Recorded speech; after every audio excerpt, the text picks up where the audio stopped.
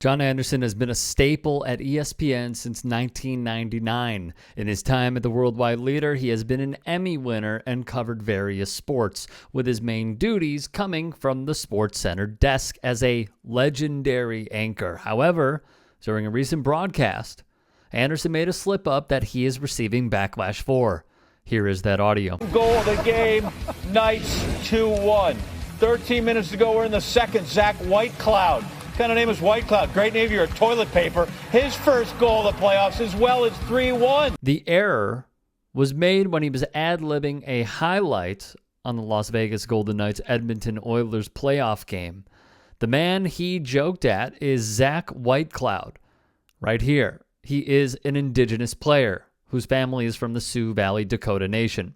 It is a reservation of about 1,080 people located 30 miles west of Brandon, Manitoba.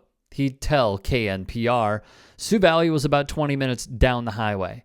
That's where my father grew up and his family. I believe he left Sioux Valley when he was 18, and there's still lots of aunties, uncles, cousins that still live back in Sioux Valley.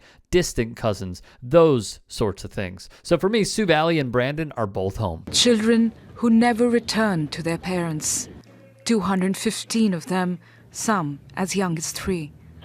A symbol of mourning and demands for justice for Canada's Indigenous children whose remains were found in unmarked graves in what was once the largest residential school run by the Catholic Church. When unmarked graves were found, many Canadians were in an uproar. Whitecloud did not hold back. He expressed his pain and anger at the findings. We need to accept the uncomfortable fact that the schools are a significant part of our past, and we need to acknowledge that they have caused significant trauma for thousands of Indigenous families. These are problems that are in the here and now and still exist today. We are a resilient people. We will honor and remember these 215 children that never made it home to the families.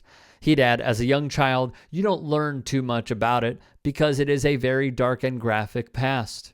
Our people are a positive people. They're a proud people. We all want people of all backgrounds to learn and know about the past and what happened, what our people went through, because I think that's important. He'd add, my community in Sioux Valley supported me, and I think all of its athletes as they moved on throughout their careers. When I started to move to the higher levels of hockey and playing on the travel teams and the Brandon Youth Hockey Association, Sioux Valley was always very supportive of paying my entry fees and travel and those things like that, and helping out with those to push their athletes to make sure they had the resources and the ability to go out and play and not have those financial burdens hanging over their heads throughout the winter. The community of Sioux Valley really helped my family and myself, and they're still helping families today to get them through sports and hockey.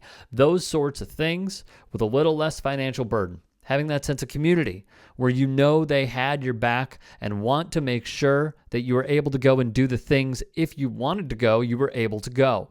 That was hugely important, not only for myself, but for my family as well. Anderson would then release the following statement.